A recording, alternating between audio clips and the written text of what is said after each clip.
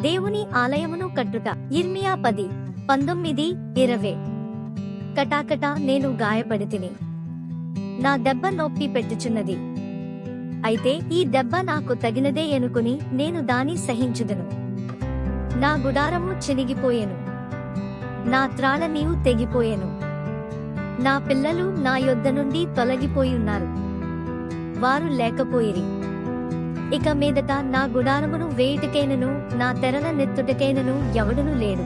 దేవుడు మాట్లాడుచున్నాడు.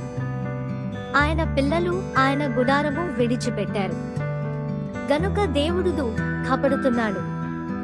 ఈ గుడారము వారు అరణ్యమందు విడిచిపెట్టారు. అది ఒక చోట నుండి ఒక చోటుకు మోసుకుని పోగలిగిన ఆరాధించే స్థలం.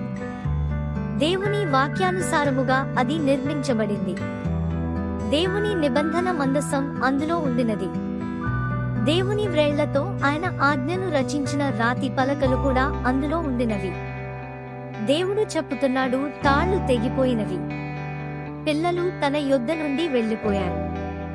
దానిని బాగు చేసేవారు లేరు, పాస్టర్లు దానిని చేయలేరు. ఎందుకనగా వారు ఆయనను వెదికినవారు కారు. పర్ణశాలను నీవు నిలబెట్టగలవా? దానిని నిర్మించుటకు ఆశ ఉన్నది. నీవు దానిని నీ సొంత హస్తములతో నిర్మించడానికి ప్రయత్నం చేస్తే అది విరిగిపోతుంది. అది మానవ హస్తం కాదు, కానీ విశ్వాసపు హస్తము ఆ త్రాళ్లను లాగవలెను. వారు దానిలోనికి ప్రవేశించినప్పుడు దేవుని ఆత్మ మనుష్యులను కలుసుకోవాలి. హృదయము నెమ్మదిపరిచే ఆత్మ అక్కడ ఉండాలి. గుడారమును వేయగలవారెవరు? దేవునికి భయపడేవారు చేయగలరు. మన యొక్క ఆరాధన స్థలమునకు ప్రార్థన లేకుండా వెళ్ళకూడదు. దేవుని సన్నిధిని నీతో తీసుకుని వెళ్ళాలి.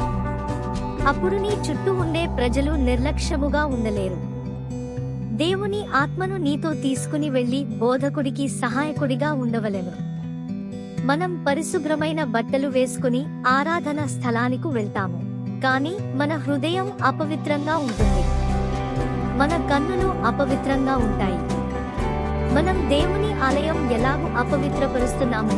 పరిశుద్ధాత్ముడు ఆలయంగా ఉండవలసిన శరీరము పాపపు ఉత్తేజములతో నిండి ఉన్నది. ఆయన పరిశుద్ధ దేవుడిని మనం మరచిపోతున్నాము. ప్రతి ఇతరమైన దానిని గురించి నీవు గమనం పోగొట్టుకుంటున్నావు. నీ వస్త్రములను గూర్చి కూడా, కానీ పరిశుద్ధ దేవుడిని మనం మరచిపోతున్నాము. ప్రతి ఇతరమైన దానిని గురించి నీవు గమనం పోగొట్టుకుంటున్నావు. నీ వస్త్రములను గూర్చి కూడా, కానీ పరిశుద్ధుడైన దేవుని ఎదుట నీవు ఉన్నావని జ్ఞాపకం ఉంచుకో. అక్కడ నీవు వ్యాధిగ్రస్తురాలైన నీ బిడ్డను జ్ఞాపకం చేసుకోవచ్చును, లేక దారి తప్పిన నీ బంధువును జ్ఞాపకం చేసుకునవచ్చును. దేవుడు నీ మొర్ర వింటాడు. కొన్నిసార్లు మనం పోట్లాడి దేవుని గృహంలోనికి వెళ్తాము. మరికొన్నిసార్లు మనం మంచి వస్త్రములు లేవే అని విచారంతో వెళతాము. మనం ఆరాధన స్థలాన్ని ఒక శక్తివంతమైన స్థలంగా మార్చితే ఎంతో మేలు. మనం బోధకుని గూర్చిగాని, అతనితో ఉన్న లోటుపాట్లను గూర్చిగాని మనం ఆలోచించరాదు. ఈ వ్యతిరేకమైన భావనను జ్ఞాపకం ఉంచుకోకూడదు. నీ ఆలయంను బాగు చేయదలిచావా? నిన్ను నీవు మొట్టమొదట రిపేరు చేసుకో. నీవు దేవుని పరిశుద్ధ ఆత్మకు ఆలయమై ఉన్నావు. నీ పర్ణశాలను నీవు బాగు చేసినప్పుడు దేనిని గూర్చి నీవు భయపడవద్దు. దేవుడు నిన్ను గూర్చి జాగ్రత్త తీసుకుంటాడు. నీకు సంబంధించిన ప్రతి దాని గూర్చి జాగ్రత్త తీసుకుంటాడు. ఆయన వాక్యములో ఉన్న సౌందర్యమును చూచుటకు ఎంత ధన్యులము.